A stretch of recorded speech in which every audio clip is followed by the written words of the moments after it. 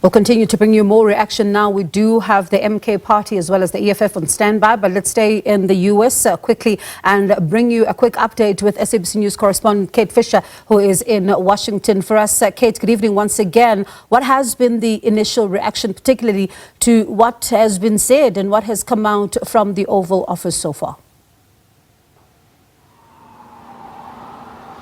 Well, I think it's interesting that I've been speaking to you now for all day long, and before this meeting there wasn't a huge amount of interest from, say, the US big news networks, but as soon as this meeting seemed to take a turn for, well, a surprising turn, I think certainly for the South African delegation, the news networks flipped back onto it and broadcast what was happening.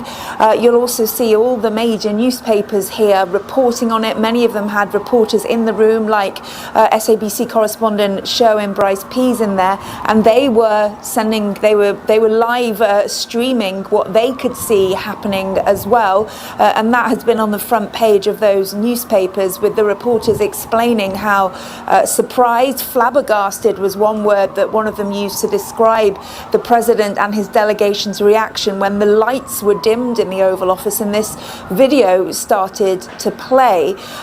So certainly not what the delegation was hoping for, although throughout it they seem to remain calm and repeatedly try to challenge the falsehoods that Donald Trump was repeating and explain to him exactly what was happening really and truly in reality on the ground in South Africa.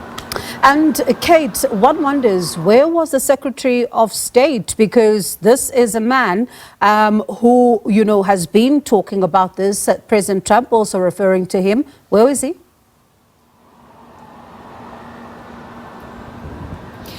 Yeah, Marco Rubio not present. We haven't been told what kept him from this meeting.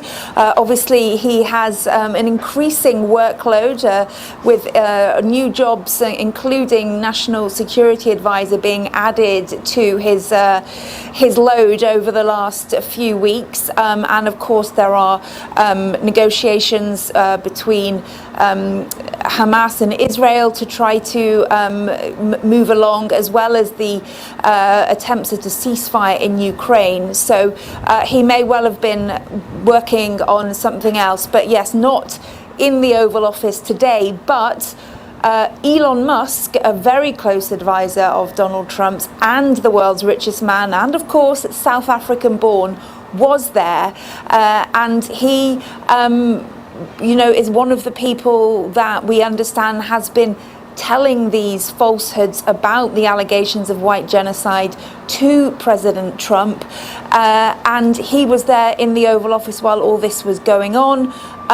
There was some hope that before this, that perhaps Cyril Ramaphosa and his team could somehow work out a trade deal with Elon Musk and with one of his companies.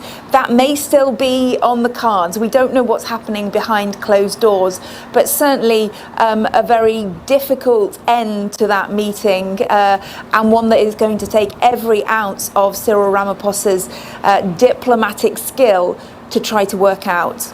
I suppose Cyril, the negotiator, is now being looked at even by the people in South Africa to see what cards does he begin to pull from his stack, and how then does the story begin to turn. But thank you so much, Kate, for your time. Appreciate it. And of course, as you say, you've been watching these developments very closely throughout the day, and the story far from over. Thank you so much. That was Kate Fisher, the SABC News correspondent in Washington.